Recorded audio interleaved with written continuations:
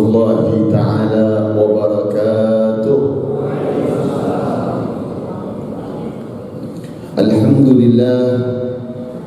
Alhamdulillahi rabbil alamin, wa bihi nasta'inu ala umuri dunya wad din, wassalatu wassalamu ala ashrafil anbiya wal mursalin wa ala alihi wa sahbihi ajma'in. Subhanaka la ilma lana illa ma 'allamtana innaka antal alimul hakim. Allahumma salli wa sallim ala sayyidina Muhammadin nurika sari wa madadika jari wajma'na bihi fi kulli atwari wa ala alihi wa sahbihi ya nur, amma ba'd. Alhamdulillah, yang kita muliakan, yang kita hormati, abna almarhum, anak daripada sahibul haul, putra putrinya, cucu-cucunya, yang mana tidak bisa disebutkan namanya satu persatu, namun insya Allah apa yang mereka keluarkan dan mereka berikan hari ini untuk ayahandanya akan diterima oleh Allah Subhanahu wa taala dan menjadikan kebaikan-kebaikan bertambah di dalam kehidupan abna almarhum, sehingga mereka lebih mendekatkan diri setelah dekat, lebih dekat lagi dengan Allah Subhanahu wa taala. Dan Allah jadikan almarhum kuburannya menjadi raudhatun min riyadil jannah. Mudah-mudahan senantiasa ruhnya didekatkan dengan ruh baginda Habibuna Muhammad sallallahu alaihi wa baraka wasallam. Dan yang kita hormati juga para alim ulama, para asatiz. Di belakang mungkin ada ustazah yang tidak bisa juga disebutkan namanya satu persatu. Dan alhamdulillah, di samping kanan saya ada salah satu murid daripada Buya Lon. Dengan kehadiran beliau insyaallah makin membuat majlis kita lebih barakah, makin membuat majlis kita lebih ditambahkan keberkahannya oleh Allah Subhanahu wa taala.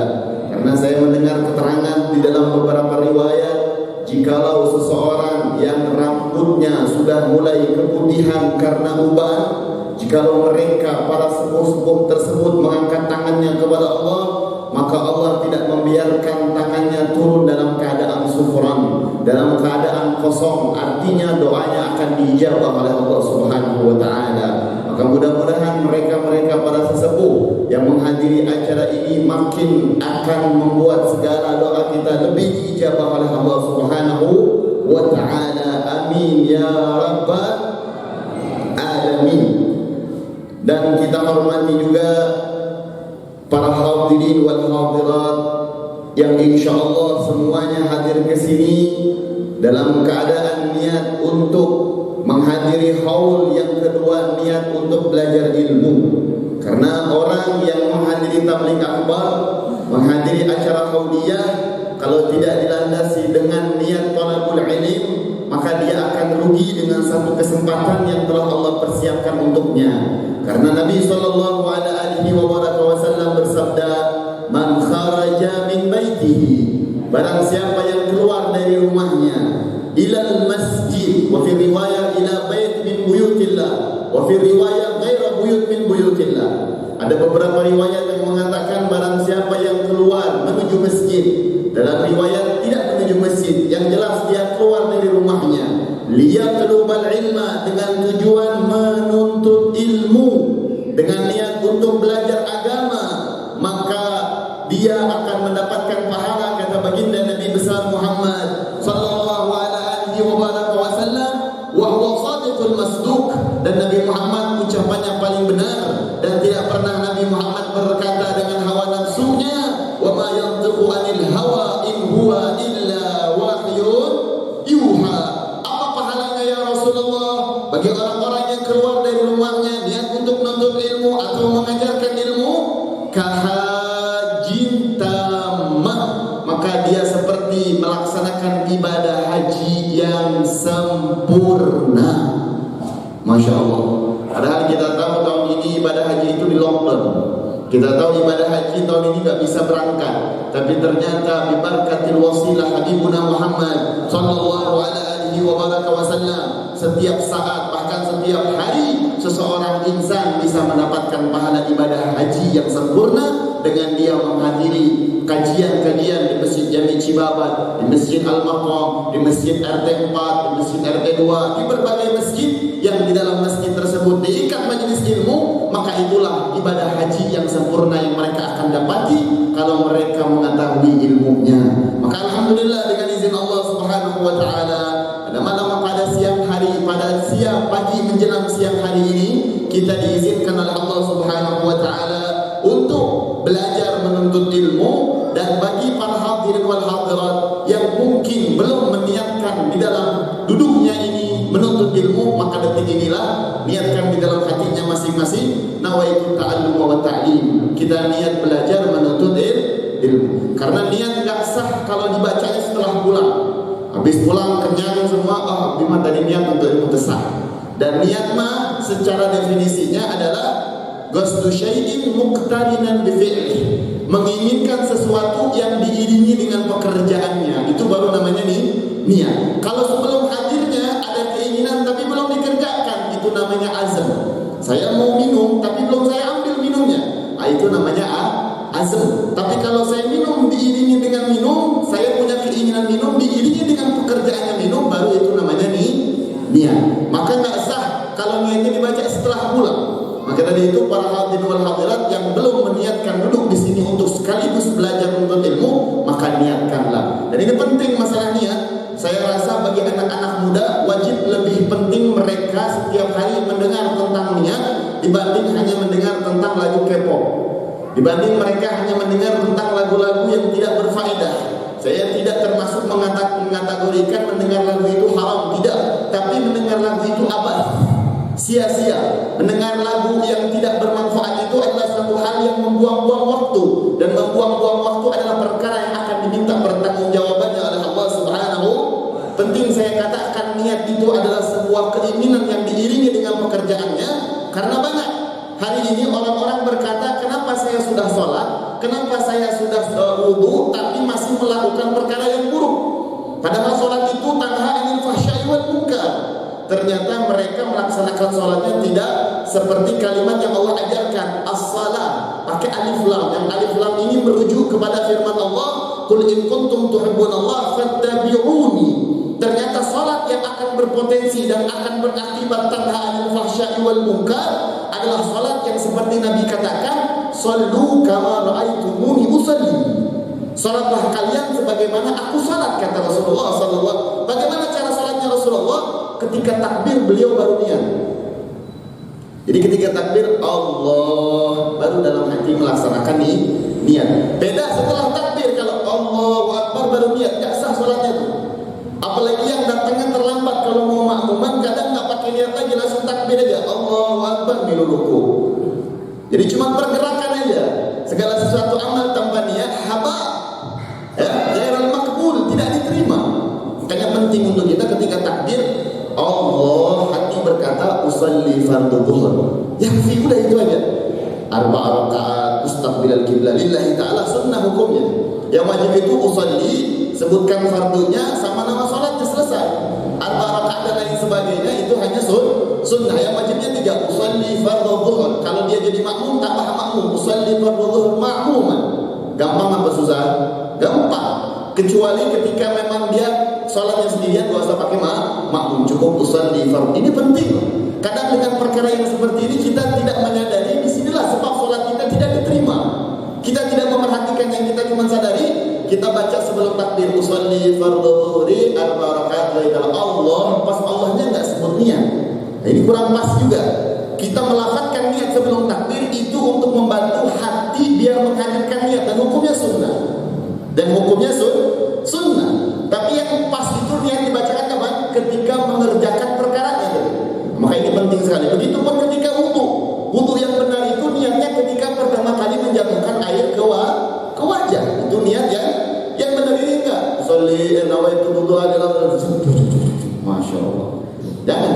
Maka dari itu penting sekali kita ini di dalam kehidupan banyak belajar tentang ilmu. Baginda Nabi besar Muhammad, makanya benar kata Nabi tadi, pahalanya seperti haji yang sempurna. Karena kalau orang belajar ilmu, maka ibadahnya walaupun sedikit dia akan menjadi sempurna. Wa rubba amalin qalil kabura binniyah.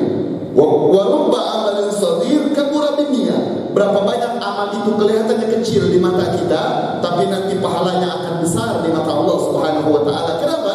Karena niat. Karena banyaknya nih yang hadir di sini kalau cuma niatnya untuk hadir haul sama nuntut ilmu, ya dapatnya cuma niatnya hadir haul sama nuntut ilmu. Tapi kalau niatnya tahu ilmunya, niatnya banyak.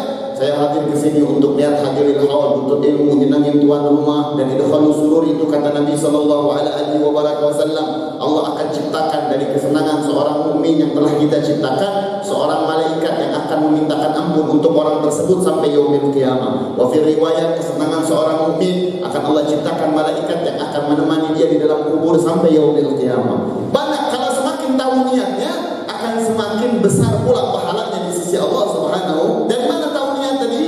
Dari ilmu. Makanya penting sekali untuk kita setiap melangkah keluar dari rumah kita niat talabul ilm, niat untuk belajar ilmu, dan pahalanya sempurna kata Nabi Muhammad. Berbeda dengan orang yang langsung praktek berangkat haji. Orang yang langsung mau praktek berangkat haji itu mau meraih pahala haji yang sempurna susah. Karena banyak godaan, karena banyak ujian. Al-hajju asyhurun ma'lumat, wa man farada fihinna al-hajja fala rafasa wala fusuqa wala jidala fil hajj. Ya, di dalam haji itu jangankan kita berbuat maksiat, berdebat aja enggak boleh. Sebab godaannya berat di sana. Berdebat seperti apa? Dari hotel kedengar suara qomat, buru-buru ke masjid.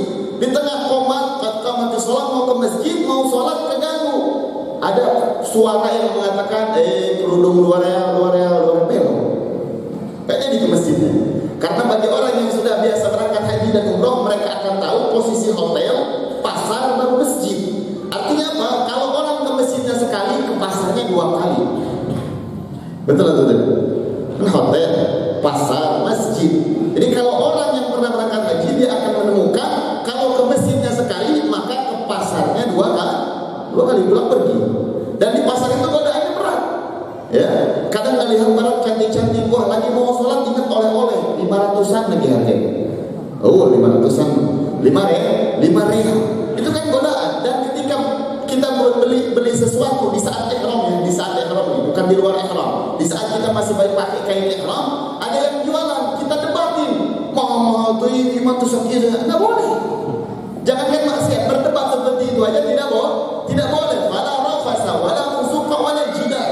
Untuk meraih pahala haji yang mabrurah, haji yang sempurna sulit. Godaannya besar, nggak boleh fasik, nggak boleh. Apa itu fasik? Fasik itu israr ala maksiat salah satunya, yaitu melakukan maksiat yang terus menerus. Maksudnya terus menerus itu lebih dari sekali dia melakukan maksiat terus menerus, dan itu terkategorikan fasik. Kebayang kita sebagai laki-laki yang jujur aja, niat ke sana lihat Ka'bah nangis, lagi tawaf di sebelah orang Turki gelis. Kemana? Kebayang? Godaannya berat. Ya, kalau yang dilihat orang Ethiopia masih mending. Kalau orang Turki, kebayang pahalanya gimana? Berkurang dan terus berkurang karena israr ala maksiat. Dosa kecil tapi terus-menerus dilakukan. Mau ke masjid yang dituju bukan Ka'bah lagi, tapi awal yang gelis. Begitupun yang perempuan yang dituju bukan Ka'bah lagi, laki-laki yang berjenggot. Sudah beda niatnya. Maka dari itu pahala untuk haji yang mabrur sangat sulit.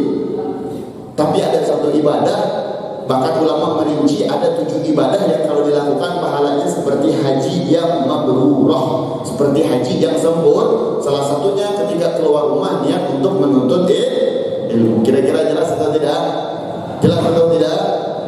Dan alhamdulillah yang hadir pada kesempatan pagi hari menjelang siang ini, kita insya Allah ini adalah salah satu langkah yang yakin dan percaya kepada firman Allah dan yakin kepada firman Allah. Ketahuilah ini adalah perkumpulan awal kita untuk berkumpul di dalam syurganya Allah Subhanahu wa taala. Karena Allah Subhanahu wa taala berfirman di dalam Al-Qur'an, "Falladzina amanu wa amilus shalihat faulaika fi rawdatin yuhbarun." Atau kama qala ta'ala.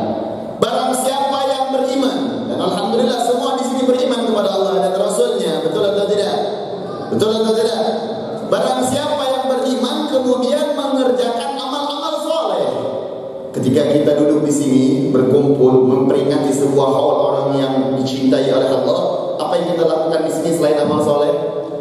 Nggak ada. Semua yang kita lakukan di sini adalah amal soleh.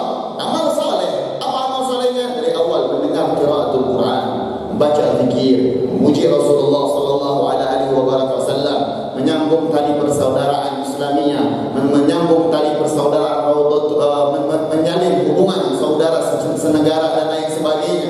Kemudian mencintai ulama, duduk di sini untuk memperingati sesosok orang yang kalau disebut namanya turun rahmat Allah Subhanahu wa taala. Maka ini adalah amal soleh. Apa kemudian yang kami dapati ya Allah? Maka kata Allah, sesungguhnya mereka kelak akan dikumpulkan fi rawdatin yuhbarun, di dalam sebuah taman yang mereka akan bersenang-senang di dalamnya, yaitu taman surganya Allah Subhanahu. Di sini fi rawdatin yuhbarun, para ulama ahli tafsir mengatakan mereka kelak akan dikumpulkan di dalam surganya Allah dalam posisi keadaan senang, dan mereka akan dipersiapkan makanan-makanan yang lezat diiringi dengan pembantu-pembantu wildan, seorang anak yang mempersiapkan makan, memberikan kesenangan kita. Maka itu arti fi rawdatin yuhbarun. Caranya seperti apa biar bisa mendapatkan taman daripada taman surga di dalam surganya Allah? Sering melakukan amal soleh setelah mengatakan beriman kepada Allah Subhanahu wa taala. Makanya kalau kita melihat salafun soleh, mereka tidak putus diri mereka melakukan amal soleh. Saking mereka pengen melakukan amal solehnya, mereka tahu keutamaan i'tikaf di masjid sebagai tanda amal soleh. Ya, sebagai tanda amal soleh kita kalau melihat salaf kita, karena pahala i'tikaf di masjid ini kata Nabi sallallahu alaihi wasallam, man i'takafa yawman fil masjid, barang siapa yang beriktikaf sehari di dalam masjid, kata Imam Syafi'i, walau haidatan, walaupun sebentar saja, numpang lewat doang niat i'tikaf dapat pahala i'tikaf. Apa pahalanya ya Rasulullah? Maka dia akan dijauhkan dari api neraka sejauh salah satu khanadik, sejauh 3 parit. Jadi ada satu parit ke parit yang lain, 3 parit. Satu parit ke parit yang lain jaraknya berapa jauh ya Rasulullah? Jauhnya dari timur ke barat. Satu paritnya. Jadi orang yang i'tikaf sekali di dalam masjidnya Allah, maka dia dijauhkan dari timur, dari nerakanya Allah sejauh timur dan barat 3 kali lipat. Jauh sekali. Sebab apa? I'tikaf sekali di dalam masjidnya Allah Subhanahu. Nah, orang-orang salaf, orang-orang kita dahulu tahu mereka tentang amal soleh dan tentang bab i'tikaf. Maka mereka kalau bangun rumah secercah atau semeter atau 2 meter dari rumahnya, mereka niat ada, kata mereka niat untuk wakaf masjid. Jadi mereka kalau punya rumah sebidang tanahnya semeter 2 meter mereka niatkan masjid. Kenapa? Karena kalau mereka mau keluar rumah lewat itu masjid sedikit niat i'tikaf. Dari mana? Dari kecerdasan mereka untuk meraih amalun saleh, untuk senantiasa bisa mendapatkan ridhonya Allah Subhanahu wa taala. Kira-kira jelas atau tidak? Tapi itu semua nggak bakal pernah kita capai kalau nggak ada ilmunya. Kalau tidak ada ilmu, makanya kita saat ini melihat bagaimana Indonesia ini diobrak-abrik. Bahkan kita melihat sekarang, Masya Allah, di sosial media itu sampah semua. Kenapa? Lagi-lagi karena banyaknya orang bodoh berbicara. Kalau saja orang bodoh itu banyak diam, maka masalah akan berkurang. Saking banyaknya orang bodoh berbicara, maka yang terjadi timbullah masalah jadi masalah. Suatu perkara yang tidak harusnya jadi masalah, gara-gara dimasalahin maka jadi masalah. Kenapa? Gara-gara orang bodoh berbicara. Maka dari itu kita harus membedakan diri kita dengan orang-orang yang tidak diinginkan oleh Allah kebaikan. Kita harus bedakan diri kita adalah orang-orang yang diinginkan kebaikan oleh Allah Subhanahu wa taala. Apa tandanya Allah menginginkan kebaikan kepada kita? Digerakkannya hati kita, dimudahkan perlangkahan kita, digerakkan tubuh kita untuk hadir di tempat yang kalau kita hadir di tempat ini, kita bangun dari tempat ini, dosa kita diampunkan oleh Allah. Ini adalah tanda Allah Subhanahu wa taala menginginkan kebaikan kepada kita, maka jangan lari dari apa yang Allah inginkan. Kadang sebagian orang sudah Allah inginkan kebaikan malah dia lari.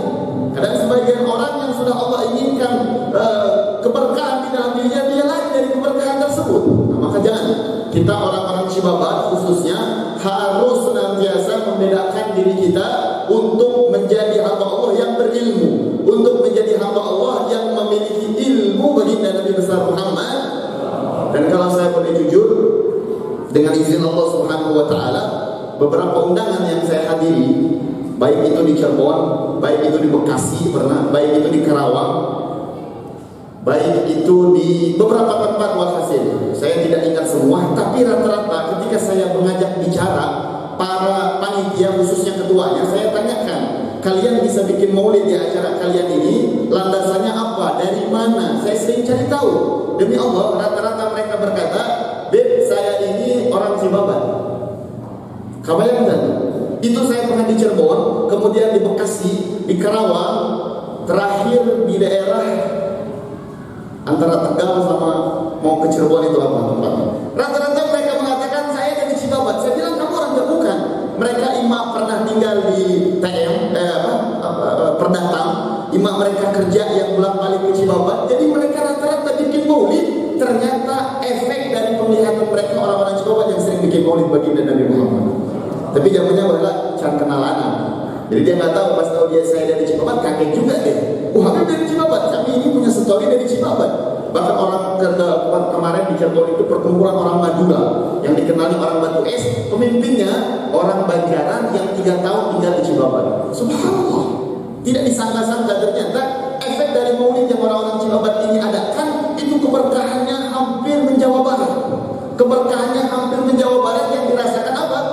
Oleh orang-orang keberkahan maulid baginda Nabi besar Muhammad. Nah, maka saya ingin mengatakan keberkahan maulid yang sering diadakan oleh orang Cibabat, sempurnakan dengan ilmu, sempurnakan dengan menuntut ilmu baginda Nabi besar Muhammad sallallahu alaihi wasallam. Jadi jangan cuma hanya maulidnya, maulid baik, bagus, dan itu dipuji oleh Allah dan Rasulnya. Tapi kalau hanya sekedar pujian tidak dilandasi dengan ilmu, maka nggak ada benteng untuk kita tidak bermaksiat lagi. Hadir bikin maulid, dosa diampunkan, betul, dapat keberkahan, betul.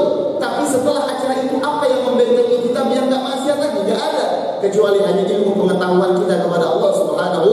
Maka saya sangat berharap di dalam Cibabat ini, di dalam majelisnya Ustaz Rifai, Ustaz Uten, Ustaz Baban, Ustaz Isok, siapapun Ustaz, kalau majelisnya harus lebih ramai sama kita beli gambar. Itu harus kita support, harus kita hadiri. Paham nggak paham, duduk di dalam majelis, karena duduk di dalam majelis kata baginda Nabi besar Muhammad sallallahu alaihi wasallam, pahalanya sama kayak sholat 1000 rakaat.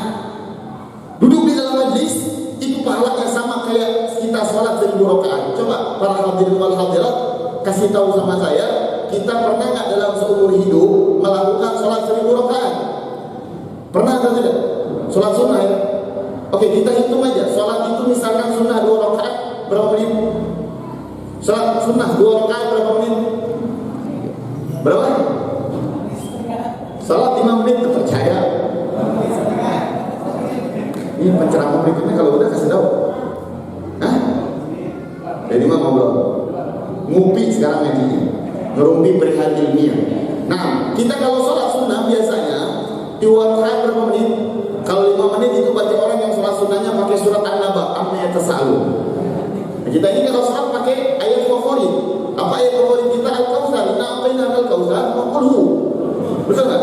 Yang paling jadi kita sholat dalam 2 rakaat itu paling banter 3 menit. Betul atau tidak?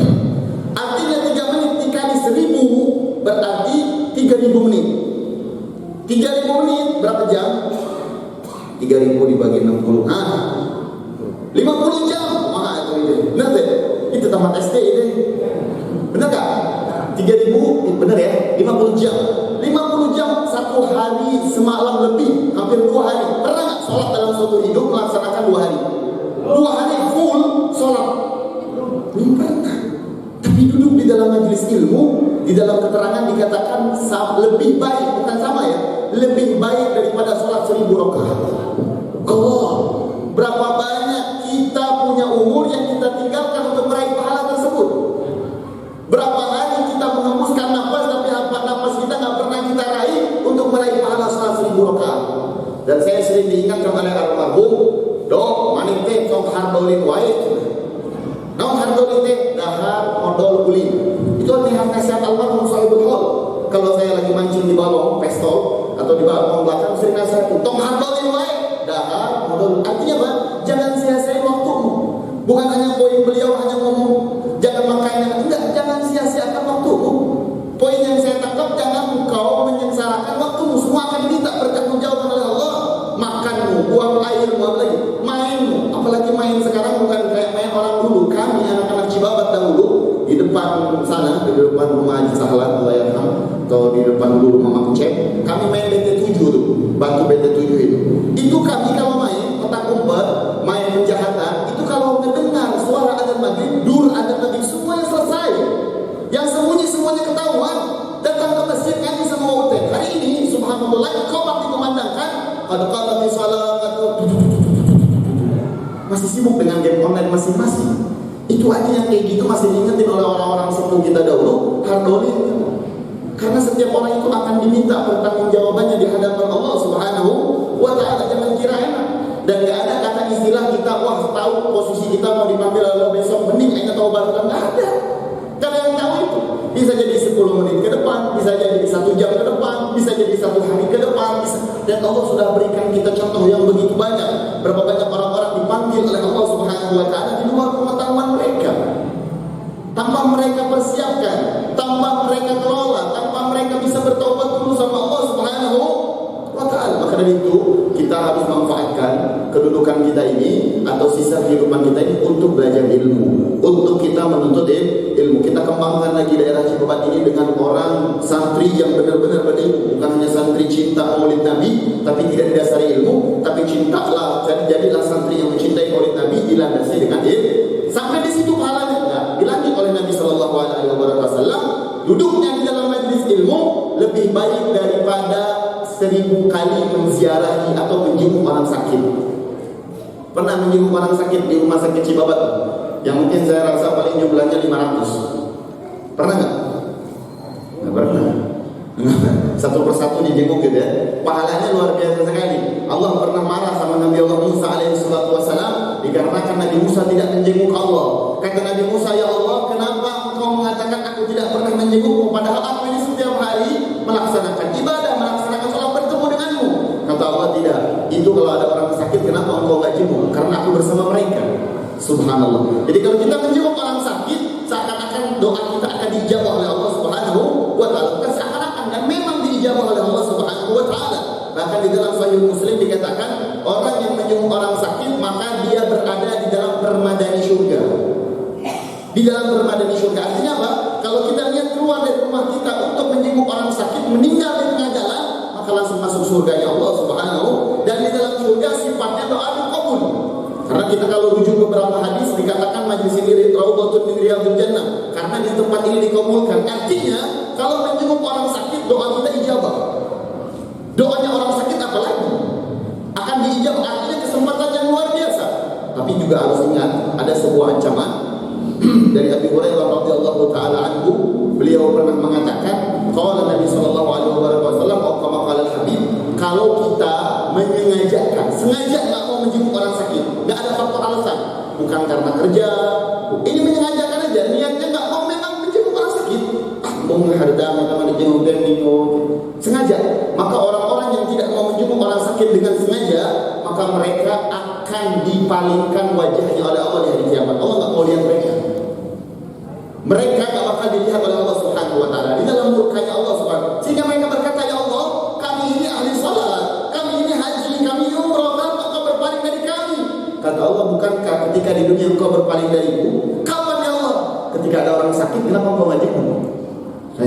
Jadi besar juga dosanya kalau menyengajakan, ya sengaja nggak ada faktor halangan, tiba-tiba nggak mau jenguk orang sakit. Nah ini, maka dari itu kalau kita hadir dalam majelis ilmu yang pahala menjenguk orang sakit besar bisa kita dapati hanya ketika duduk sejam 2 jam atau setengah jam di dalam majelis ilmu. Sampai di situ enggak dilanjut. Lanjut apa cekap itu? Lanjut. Terakhir, orang yang menghadiri majelis ilmu pahalanya kata Nabi lebih baik daripada 1000 alaf tasyid janazah. Lebih baik daripada 1000 kali mentasyid. Apa tasyid? Mentasyid janazah. Apa arti tasyid? Bukan hanya menyolati, menguburkan. Karena kita ini menyolati, menguburkan kecil-kecil dulu niatnya pengen amplop aja. Dibagi lagi sholat itu atau tidak? Nah, lagi kecil-kecil kalau dapat uang dari hasil nguburin orang yang ada orang katanya kecil langsung aja. Bukan hanya itu pahalanya. Arti tasyid memandikan, mengkafani, menyolati, menguburkan. Allah. Ini kita nggak mau bahas tentang memandikan memandikan sama mengkafani dulu, karena itu tugas besar dan pahalanya besar. Kita nggak mau bahas pahala itu karena nggak semua orang berani untuk melaksanakannya. Ya, kadang orang-orang tertentu, dan saya lagi kampanye ke beberapa organisasi, saya katakan sama mereka, kalau mau sedekah atau mau membagikan harta kalian, jangan cuma dicari orang yang yatim sama orang janda doang. Jangan cuma cari mereka. Mereka pun penting kita perhatikan, tapi ada juga yang tak kalah penting. Siapa? Mereka, para pemandi jenazah sama yang ngurus jenazah. Penting untuk kita senantiasa perhatikan keadaan mereka, yang menggali kubur, yang kemudian memandikan jenazah, yang kemudian mengkafani dan lain sebagainya. Itu pun penting diperhatikan karena mereka termasuk du'afa, orang-orang miskin yang diperintahkan oleh Allah untuk kita perhatikan. Jadi jangan cuma nyari anak yatim, itu banyak sudah rata-rata yang membantunya, tapi yang seperti ini jarang kita perhatikan. Makanya penting sekali, saya sering himbaukan kepada organisasi-organisasi yang dekat sama saya untuk kalau mau menyumbangkan hartanya kepada mereka, tanya sama Pak RW, tanya sama Pak RT, karena pahala mereka selain itu besar sekali, kebutuhannya juga besar. Kalau nggak ada mereka, jenazah kita siapa yang mengurus? Belum tentu kita yang paham ilmu kitab puluhan lembar mampu mengurus jenazah. Tak semudah yang kita bayangkan. Dan Nabi SAW memperingatkan, innal mayyit yata'adza bima yata'adza bihil insan. Ya, manusia itu, orang yang meninggal itu dia akan merasakan apa yang dirasakan oleh manusia, bahkan lebih sakit dalam riwayat Sayyidah Aisyah. Jadi kalau kita megang manusia, ngajak salaman diputar-putar gini, dia nggak akan ngerasa sakit. Beda kayak mayit. Kalau mayit kita sentuh gitu sakitnya luar biasa. Maka harus ada ilmunya. Makanya penting untuk kita memperhatikan mereka orang yang memandikan jenazah atau yang menggali-gali kubur, wajib kita perhatikan. Intinya pahalanya. Apa pahalanya mensolati jenazah? Dalam riwayat dikatakan, man shalla 'alal maghfur ghufira lahu. Barang siapa yang mensolati orang yang telah diampuni oleh Allah, maka orang yang menyolatinya dapat ampunan Allah. Siapa yang kita tahu si fulan diampuni atau tidak? Nggak ada. Makanya kalau dapat kesempatan bisa menghadiri sholat jenazah, maka hadiri sholat jenazah tersebut, karena pahalanya dosa kita akan diampunkan oleh Allah Subhanahu.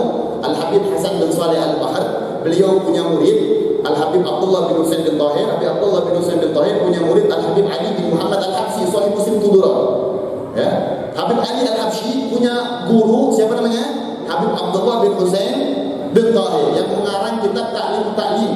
Nah, beliau yang mengarang qasidah Ya Arhamar Rahimin. Nah, Habib Abdullah bin Husain bin Tahir punya guru, namanya siapa?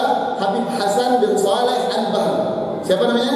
Habib Hasan bin Saleh Al-Bahr. Beliau tinggal di Asbah. Nah, beliau pernah berkata di dalam majelisnya, dan beliau menjamin, kata beliau, siapa yang mensolati jenazahku kalau aku meninggal, aku jamin tubuhnya diharamkan dari api neraka Allah. Wah, Masya Allah sekali. Ini omongan kalau kita bawa keluar, direkam di sosial media, orang-orang Wahabi bilang, apa ini syirik punya neraka? Gimana ini? Enggak kayak gitu, ada maknanya. Jangan cuma melihat sebelah makna ya. Kalau mau tahu maknanya nanti saya jelaskan, itu nanti pembahasan yang khusus. Intinya, Habib Hasan pernah menjamin, kalau kalian menghadiri sholat jenazahku, aku akan jamin jasad kalian diharamkan dari api neraka Allah. Subhanallah, terbukti ketika beliau meninggal, ribuan orang mensolati jenazahnya. Di kampungnya ada orang yang baru pindah, nggak tahu apa-apa, dengan halayak ramai, naon yang sayang naon bahasa orang banyak. Ada apa itu? Udah jangan banyak-banyak, ayo ikut, jangan banyak tanya, ayo ikut aja. Posisi orang baru ini baru selesai dari pasar beli daging. Orang baru ini baru selesai beli daging. Kemudian dia bawa sholat jenazah, akhirnya dia sholat jenazah, selesai sholat jenazah dia pulang bawa dagingnya ini. Istrinya marah-marah, disuruh beli daging kok lama banget. Artinya apa? Orang Hadramut kalau ke pasar itu laki-laki. Orang Hadramut, orang Yaman, kalau ke pasar belanja dapur itu tugasnya laki-laki. Makanya yang saya lihat sekarang di Cibabat yang praktek masalah ini Ustaz Haji. Kalau setiap hari Kamis anaknya suruh beli belanja yang laki-laki. Karena itu betul syariatnya, yang belanja ke pasar itu sebetulnya adalah laki-laki. Perempuan itu tugasnya masak, tugasnya di atas panjang sebetulnya. Tapi yang dikatakan istri yang salehah adalah istri-istri yang membantu pekerjaan terakhir. Wah, suka kode. Ya, akhirnya apa? Orang tadi subhanallah dengan izin Allah dia pulang bawa daging. Dimarahin sama istrinya. Kata istrinya disuruh beli daging kok lama banget, katanya sudah kita makan. Dimasak tuh daging. Subhanallah, daging itu dimasak lain pakai kompor gas pada lamanya. Kompor gas. Jadi pakainya tentu dalam sebuah pakai ya posisi dari tanah liat gitu ya. Kasih kayu semua. Subhanallah, masak 1 jam berlalu dagingnya nggak matang. Gitu-gitu kan yang lembek. 2 jam nggak matang juga, 3 jam nggak matang juga, marah-marah istrinya. Kata istrinya ini daging nggak matang, sudah makan roti aja kita siang. Dan orang Hadramut memang kebiasaan mereka kalau nggak ada nasi makan roti. Mereka makan nasi dalam sehari cuma sekali, siang doang. Pagi sama malam mereka makan roti. Subhanallah. Setelah itu dia kebingungan, kok ini daging nggak matang-matang? Dibawa sama tukang pasar. Ke tukang pasarnya dikatakan, ini daging kamu mau nipu saya, katanya. Ini daging kok nggak matang-matang? Kata tukang pasarnya, kami ini orang yang berilmu. Man ghassana falaysa minna. Kami takut dengan ancaman Nabi. Kata Nabi, bukan termasuk golonganku kalau dia di dalam berdagang menipu. Jadi orang Hadramut, ya orang-orang Yaman, kalau mereka jual tahu, kalau mereka jual-jualan yang basah, itu kalau ada tahunya yang jelek, mereka taruh di bawah, taruhnya di atas, biar yang beli ini tahu itu. Jangan sampai ketika diciduk ternyata yang jeleknya itu masuk. Nah, itu nggak boleh. Man ghassana falaysa minna. Bukan golongan Nabi, kata Nabi, bukan golonganku. Kalau bukan golongan Nabi di hari kiamat, siapa yang beri syafaat? Pada umat-umat yang lain pun dapat syafaatnya karena Nabi Muhammad. Ini Nabi Muhammad mengecam kalau berdagang dia berbohong, berdagangnya curang. Kata tukang pasar, saya nggak pernah berbohong. Ini daging beneran bagus kok. Coba kita tes. Dites sama tukang dagang tadi, sama nggak matang juga. Kaget tukang dagang ini kok bisa? Dikasih daging yang lain matang. Akhirnya kata tukang pasar bertanya, kamu kemarin habis beli daging kemana katanya? Dia bilang aku nggak kemana-mana. Aku habis beli daging pulang. Coba ingat-ingat lagi. Oh iya ya, aku ingat katanya. Aku habis beli daging. Hadir jenazahnya Habib Soleh Al-Bahar, Habib Hasan bin Soleh Al-Bahar. Kata tukang pasar, palingan. Pantesan katanya. Emang kenapa? Habib Hasan itu pernah menjamin orang yang menghadiri jenazahnya akan diharamkan jasadnya dari api neraka. Itu dagingmu ikut sholat jenazah. Api neraka aja diharamin, apalagi api dunia. Wah, matang-matang. Masya Allah. Alhamdulillah. Nah, itu jaminan daripada orang-orang soleh, yang mana orang-orang soleh ini sebetulnya adalah panitianya baginda Nabi Muhammad sallallahu alaihi wasallam. Jadi Nabi Muhammad itu syafaatul uzma ini diberikan kepada orang-orang ahli maksiat, dan Nabi Muhammad punya panitia di dalam pembagian syafaatnya. Siapa panitia Nabi? Ahlul Quran. Ya, birrul walidain, amalus saleh. Jadi boleh-boleh saja kalau mereka saat itu mengatakan mereka akan jamin, bukan maksudnya menjamin secara lah, bagi orang-orang yang betul-betul cinta kepada para ulama. Poinnya bukan ulama itu bisa menjamin, tapi poinnya bagaimana seseorang insan yang ketika hatinya terikat dengan orang soleh menjadikan sebab mereka selamat dari api neraka Allah. Faham itu? Kayak di Mekah, tahu Pepsi, ada Pepsi warna biru. Itu di Mekah ada namanya Habib Hasan bin Umar Al-Haddad. Beliau pernah mengatakan, siapa yang minum Pepsi kemudian Fatihah kepadaku, aku jamin dia dalam surganya Allah. Ajib, cuma minum Pepsi kok bisa dijamin? Kemudian kalau kita minum kopi, Fatihah sama Imam Hasan Asy-Syadzili dapat jaminan juga di dalam kuburnya tidak akan ditanya oleh malaikat munkar nakir. Ajib. Dari mana itu bisa jaminan? Sebetulnya bukan masalah kopi atau Pepsinya, tapi ketika hati orang ingin melakukan perkara yang mubah, terikat, terkoneksi hatinya dengan orang soleh, itu faktor yang akan menyebabkan Allah menyelamatkannya. Dan itu Allah ajarkan sehari 5 kali dalam kita sholat. Kalau kita sholat, nggak sah sholat kita kalau nggak baca Fatihah, betul atau tidak? Kalau kita sholat, nggak baca Fatihah, sah nggak sholatnya? Enggak, kita wajib baca Fatihah. Apa di dalam ayat Fatihah? Ihdinas siratal mustaqim. Ya Allah, berikan kami jalan yang lurus. Siapa jalan orang yang lurus? Siratal ladzina an'amta alaihim. Perjalanan orang-orang yang kau beri nikmat. Siapa orang-orang yang kau beri nikmat? Ulaika alladzina an'ama Allahu alaihim minan nabiyyin wasiddiqin wasyuhada wassalihin. Ternyata di saat sholat yang disuruh khusyuk sama Allah, masih Allah wajibkan untuk kita mengikat hati kita dengan orang soleh. Jelas? Baik dong.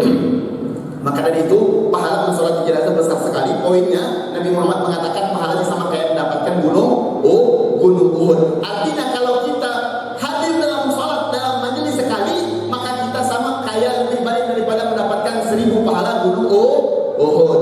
Jadi kira-kira jelas atau tidak? Jelas atau tidak?